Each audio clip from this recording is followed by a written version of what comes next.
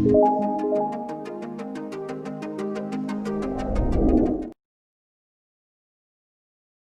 day to all. Welcome to LBV GMath 1-2.7b. This will be the last video on our discussion on rational functions. I am Engineer Peter Benjamin Obiano, your lecturer for this video. This video is the last part of our discussion on rational functions under functions and their graphs. Part 1 of LBV 1-2.7 focused on rational functions and rational equations. This time, ang focus naman natin is on solving worded problems involving rational inequalities. For our topic outline, first, we will have a quick review on the steps on solving rational inequalities. And then, let us use that concept to solve worded problems involving rational inequalities. At the end of this video, I hope that we will be able to learn how to solve worded problems involving rational inequalities. Para hindi tayo masyadong mahirapan sa discussion, before watching the video, I hope na alam na natin kung paano mag-solve ng mga rational inequalities. If you recall, ito ay na-discuss natin noong LBV 1-2.3c and LBV 1-2.3d. At the same time din, maganda din if, of course, by this time, alam na natin kung paano gumawa ng sarili nating rational functions.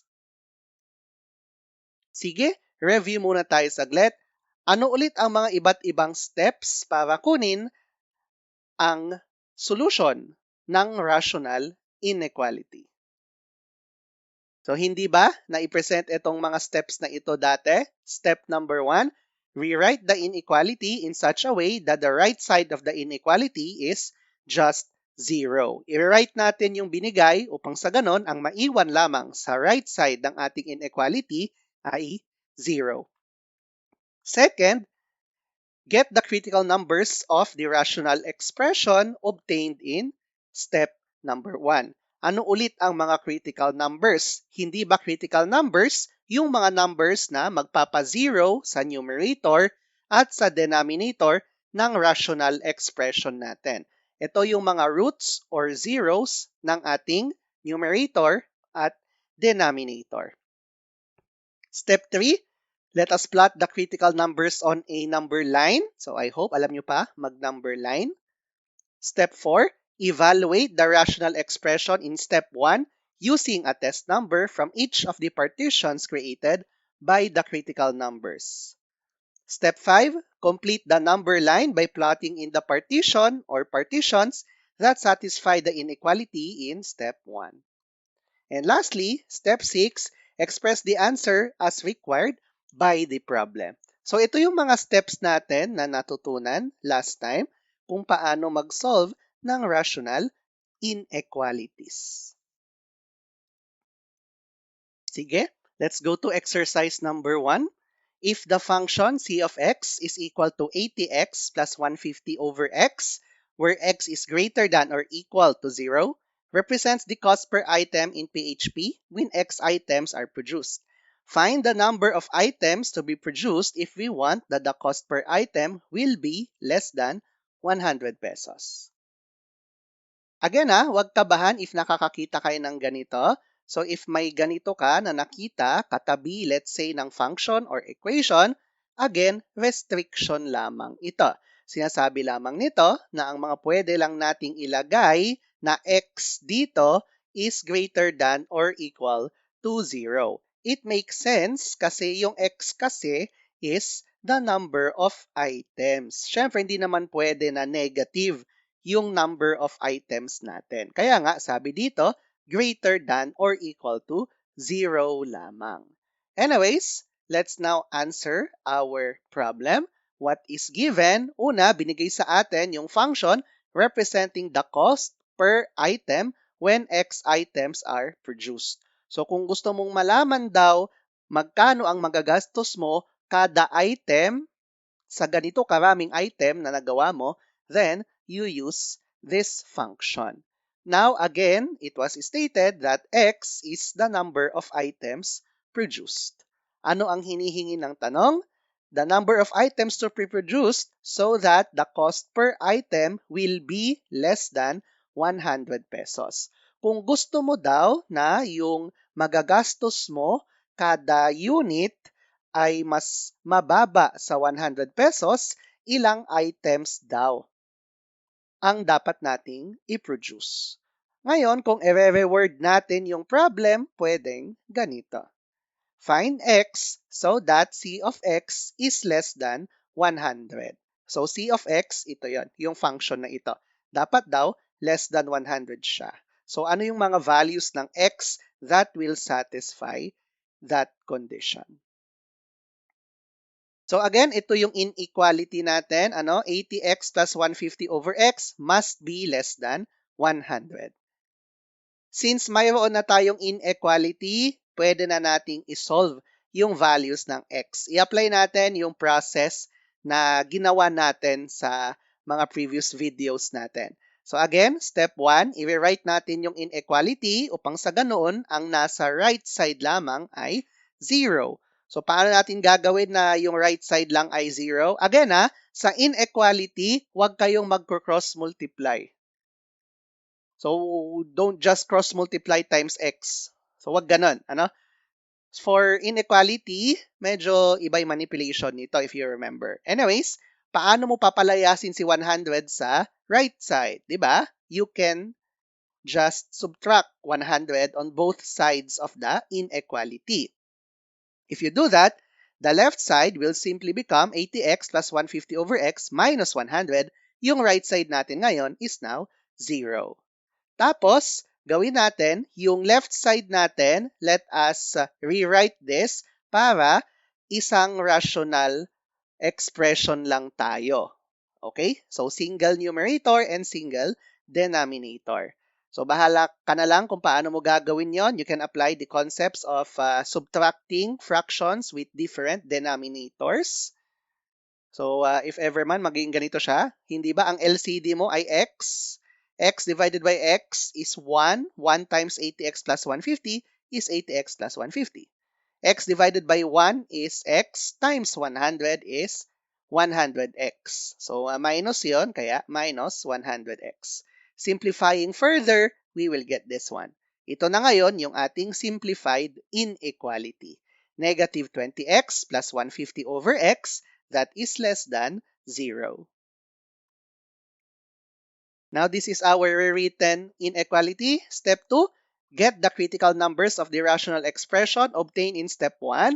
In short, hanapin natin ang critical numbers nung negative 20x plus 150 over x. Again, ano ulit ang critical numbers? Ito yung mga magpapa-0 sa numerator at sa denominator natin. Kagaya ng usual na ginagawa natin, i-equate lang natin yung numerator sa 0.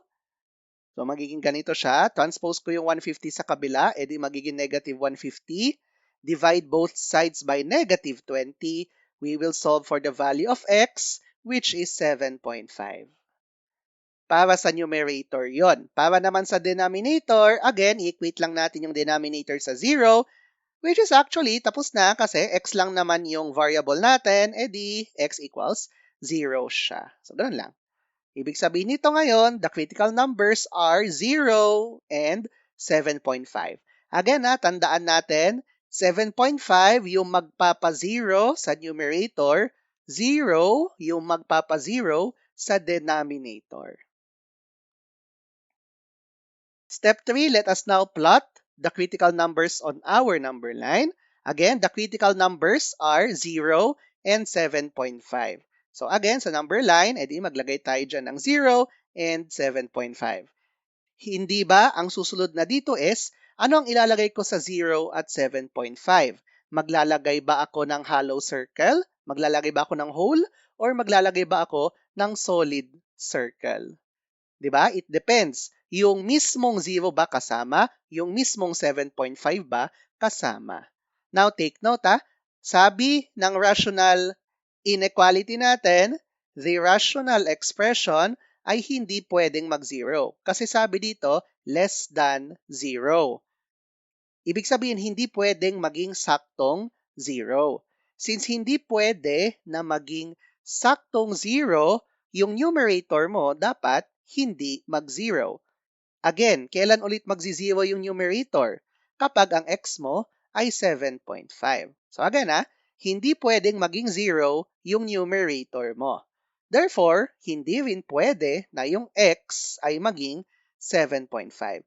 This means na yung saktong 7.5 hindi kasama. Since hindi kasama yung 7.5, maglalagay tayo ng whole. Let us put a hollow circle. Para naman sa 0, of course, ayaw natin na magkaroon tayo ng 0 na denominator kasi syempre division by 0 yun. So, di ba, hindi pwede yan. Ayaw natin na maging 0 yung denominator, ibig sabihin nun, hindi pwede na yung x ay maging 0. So, yun lang naman yun. Hindi pwede yung x na 0, kaya sa 0, maglalagay tayo ng hollow circle. Maglalagay tayo ng whole. Okay, so ito po yung initial number line natin. Step 4 tayo. Let us now evaluate the rational expression in step 1 using a test number from each of the partitions created by the critical numbers. Again, if you remember, after mong ilagay yung critical numbers, titignan mo ilang partitions ang nagawa nito. Nakailang hati tayo. 'Di ba? Tatlong partitions tayo ngayon. Yung unang partition natin is from negative infinity to 0. So, mula sa leftmost side hanggang 0. The next interval between 0 to 7.5. The last interval will be 7.5 to positive infinity. Tatlong intervals. Tapos, to make things easier for us, di ba? Let's just tabulate. Again, ang goal lang natin dito is, ano ang sign ng sagot nung function mo kapag maglalagay ka ng test point? Hindi ba yung test point ay kahit anong point na nasa interval natin? Again, wag mong piliin yung saktong endpoints. Mag-isip ka ng number between the endpoints. Halimbawa, negative infinity to 0, huwag mong gamitin yung saktong 0. So let's say, ang test point natin ay negative 1. Ngayon, yung negative 1, isubstitute natin sa mga given. Again, ang goal mo lang naman talaga dito is the sign. Hindi natin kailangan yung value mismo. Anyways, if x is negative 1, negative 20x plus 150 is a positive number. Of course, x is a negative number. If you substituted x is negative 1 sa function natin, you will get negative 170. Therefore, ang conclusion natin, if our interval is negative infinity to 0, then our function is negative. So, ganun lang. Let's go to the second interval. Mamili tayo ng isang point between 0 to 7.5. Again, wag isama yung saktong 0 at 7.5. Let's say 3. Tapos i-substitute natin ngayon yung 3 sa function natin. If sa numerator mo siya isa-substitute, it will be a positive number. Sa denominator, of course, positive number. Therefore, if you substituted 3 to our function, we will get a positive number. Exactly, positive 30. Pero again, hindi natin kailangan yung mismong number, kailangan lang natin yung sign. Ibig sabihin nito, kapag yung x mo ay within 0 to 7.5 na range, then the function is positive. Lastly, pili tayo ng isang point na nasa 7.5 to infinity. Sabihin na natin, positive 8. Substitute natin yung positive 8 sa numerator. We will get a negative number. Of course, sa may denominator, we will get a positive number. If we substitute 8 sa function, we will get negative 1.25. So, ibig sabihin nito, kapag yung value ng x ay nasa interval na 7.5 to positive infinity, the value of our function is negative. Again, ito lang yung kailangan natin. Ano ang sign ng function natin? Anyways, moving on. From our previous table, we found out that on our first interval from negative infinity to 0, the value of our function is negative. From 0 to 7.5, it's positive. And lastly, from 7.5 to positive infinity, it's negative. Ang tanong, ano ba ang kailangan natin? Positive ba o negative? Hindi ba, babalik tayo doon sa inequality natin. Sabi dito, less than 0. Ano ba ulit ang ibig sabihin ng less than 0? 'Di ba? Less than 0 means dapat siya ay negative. Tama? So, pag sinabi mo na less than 0, it means negative yung number natin. So, therefore, the answer must be a negative number. Saan ba magne-negative yung ating values? Balik tayo sa nakuha nating result. Magne-negative siya kapag yung x mo ay between negative infinity at 0. So, ibig sabihin, yung first interval. And magne-negative din siya pag mas mataas ka sa 7.5. Ibig sabihin, yung third interval. Ito na ngayon yung ating solution. Kaya lang, hindi pa ito yung final answer. Kasi take note, worded problems na ito. So medyo real life situation na ito. Ano? Balikan natin yung mismong tanong. Ano ba yung tanong? Take note na yung x is not just simply a variable. X is the number of items. So tandaan natin yun ha. X is the number of items. Base sa nakuha natin, ang mga possible answers ay x na less than 0 o di kaya x na greater than 7.5. Kaya lang, yun nga, ang x is number of items. So, ibig sabihin nito, since x represents the number of items to be produced, x must be a positive integer. Yung x ay dapat, una, positive. Since positive siya, hindi na natin papansinin tong sagot na ito. I-disregard na natin yung x is less than 0. Kasi ibig sabihin nito, negative siya. Hindi nga pwede kasi wala ka namang negative na number of items. Pangalawa, take note ha, positive integer. Kasi nga, di ba, number of items. Hindi mo naman pwedeng sabihin na 7.5 item. So, medyo mali ng konti. Ano ngayon ang sasabihin nating minimum? Of course, kailangan na naabot mo pa rin yung requirement na mas mataas ng 7.5. Pero dapat whole number. Kaya, ang gagawin natin, round up natin yung 7.5. Again bakit round up? Kasi dapat greater than 7.5. Pag ni-round up mo yung 7.5, syempre makukuha natin is 8. Therefore, to answer our question, the condition is dapat x is greater than or equal to 8. So, pwedeng 8 or mas mataas sa 8. Therefore, our final answer is, in order for the cost per item to be less than 100 pesos, the number of items produced must be at least 8. So again, at least 8 means pwedeng saktong 8, pwede ring mas mataas sa 8. So ganon kapag nagsosolve tayo ng worded problems involving inequalities.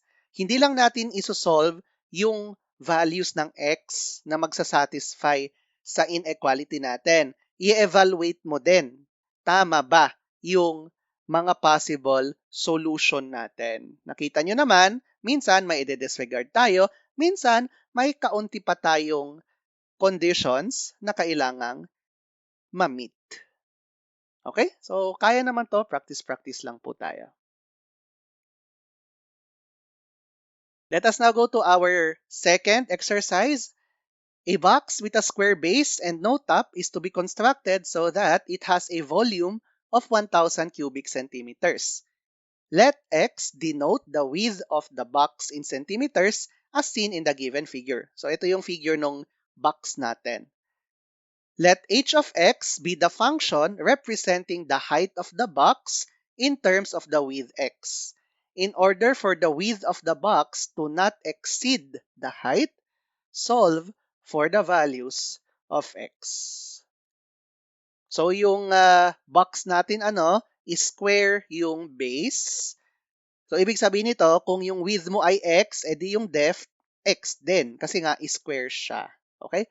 So please don't forget that. All right? What is given? So hindi naman talaga given to, sinabi lang na yung function na magre-represent sa height ng box ay h of x. Walang binigay na h of x. So siguro nasa-sense nyo na na ang una muna nating gagawin later is kunin, gawin, i-formulate yung h of x. Now, what is x? X is the width of the box. Binigay din sa atin yung volume ng box and that is 1,000 cubic centimeters. Ano ang gusto ng tanong?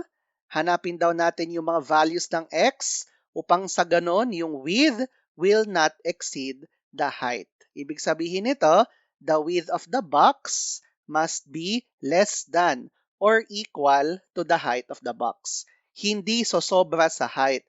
Meaning, pwedeng equal sa height. Basta hindi sosobra. So, pwedeng equal, pwedeng mas mababa. If we want to rephrase it further, pwedeng ganito. Find x so that x is less than or equal h of x. Pwede mo ring baliktarin if you want. Find x so that h of x is greater than or equal to x.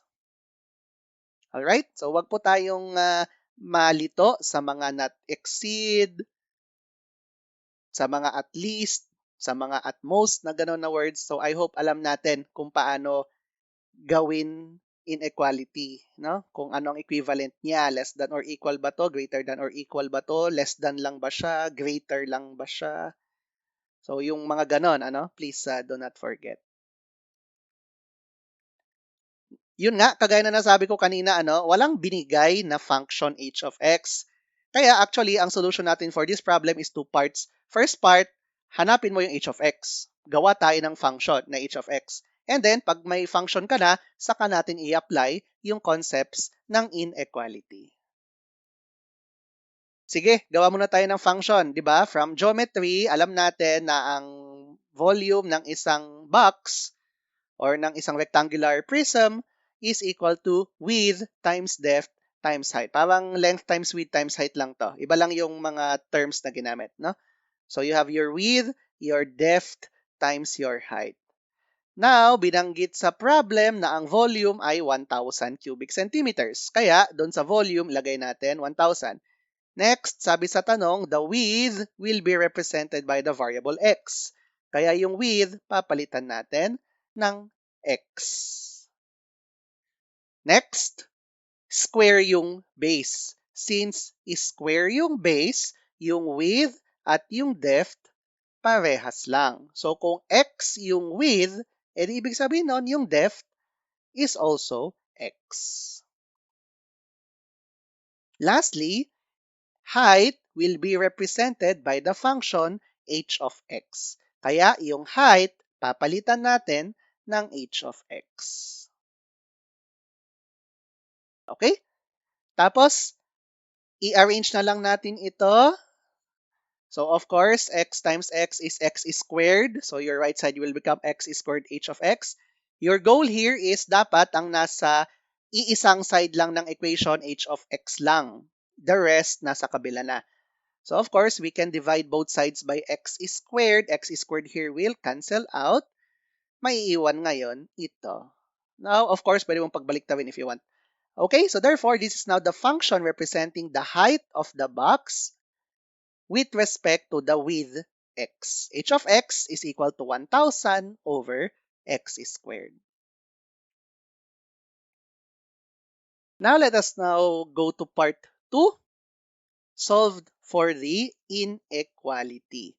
From the problem, h of x must be greater than or equal to x. Diba? Ito yung conclusion na ginawa natin kanina.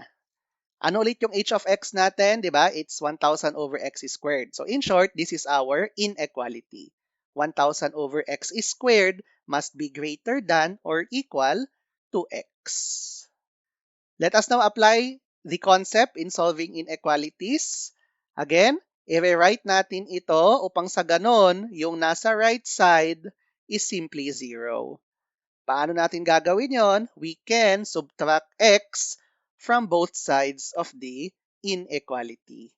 So yung left side natin will become 1,000 over x squared minus x. The right side will become simply 0. Let us combine the terms on the left side. So the LCD is x squared. Kaya ang denominator ng rational expression natin will be x squared. So x squared divided by x squared is 1. 1 times 1,000 is 1,000. Kaya ito siya.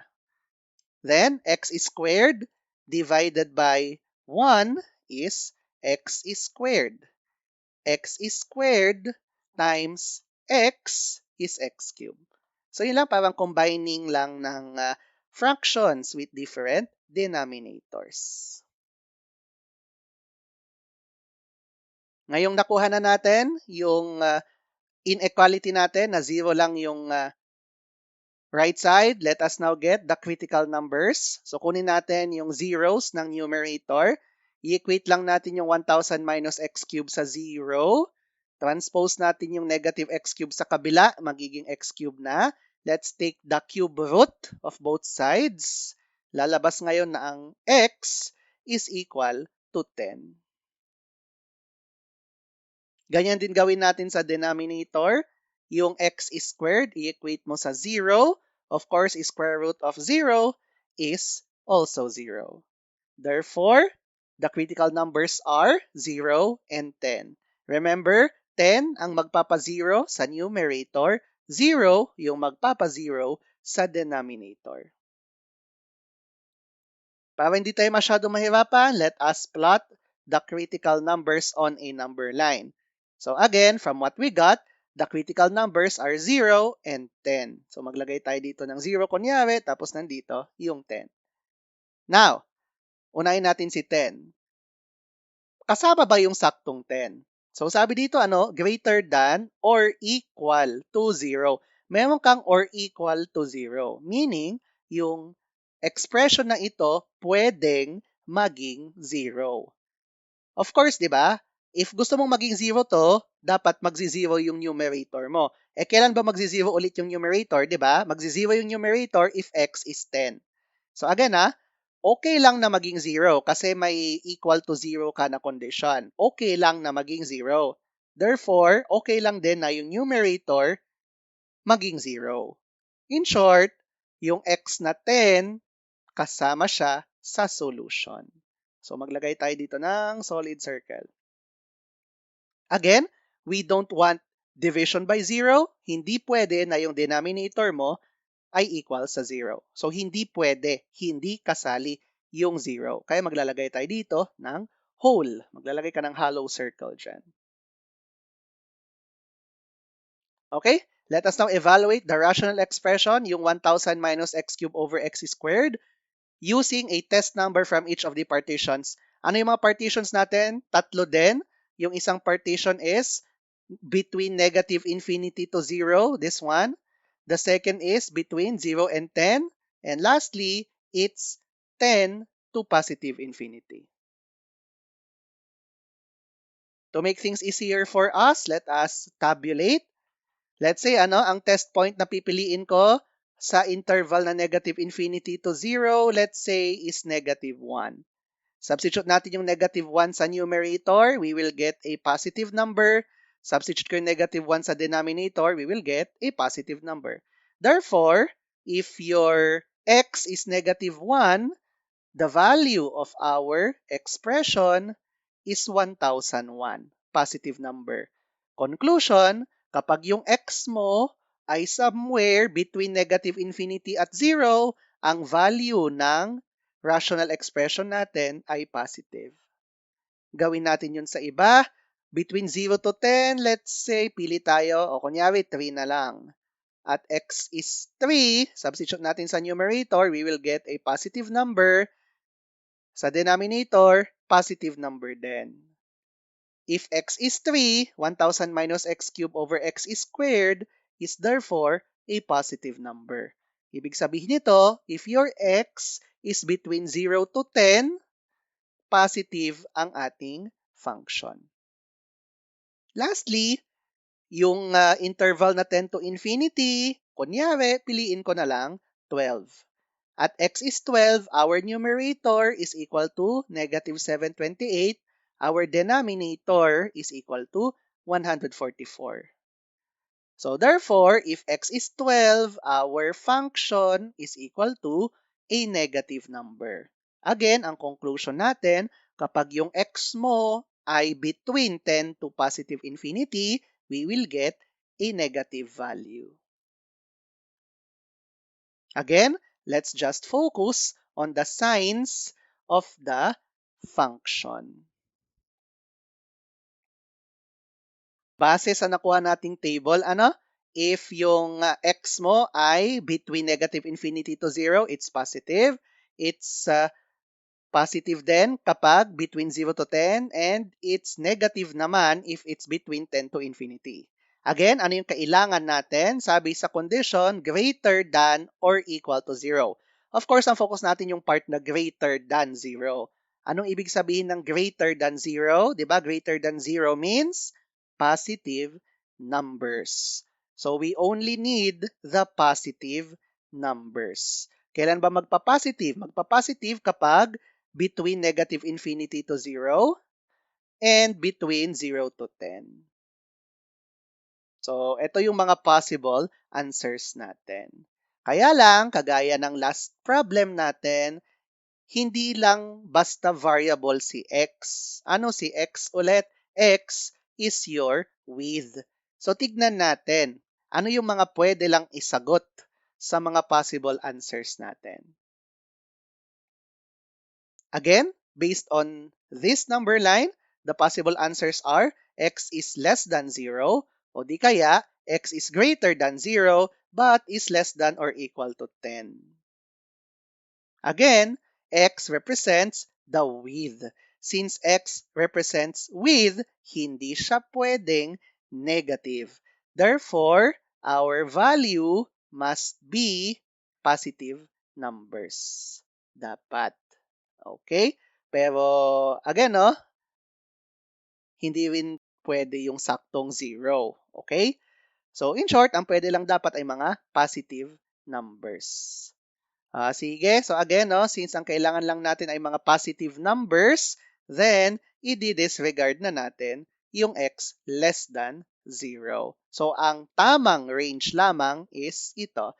X must be greater than 0 but is less than or equal to 10. Tapos gawin na lang nating inwards ito. In order for the width to not exceed the height, the width of the box must be at most 10 centimeters. So ano naman ang ibig sabihin ng at most? At most means sagad yung 10. Hindi sosobra sa 10. Okay? So yan siya. So I hope naging malinaw po ang ating solution. So wag pong matakot, practice lang po tayo. Alright, we are now done with our discussion. I hope na naging malinaw po sa atin kung paano mag-solve ng problems involving rational inequalities. So yun nga, nakita nyo naman ang difference ng rational inequalities lamang at worded problems involving rational inequalities is that minsan, sa bandang dulo ng solution, titignan mo pa kung ano yung mga pwedeng sagot talaga at aalisin yung mga impractical.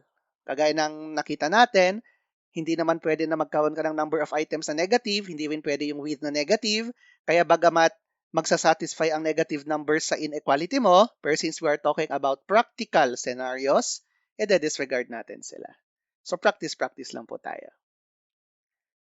Okay, tapos na tayo sa LBV 1-2.7b. So in short, tapos na po tayo sa discussion natin on rational functions. Again, if you want additional materials, Pakipuntahan na lang po ang QuexBook on General Mathematics, Chapter 2. I hope may natutunan po tayo sa discussion natin on rational functions. God bless po and see you sa mga susunod na videos natin.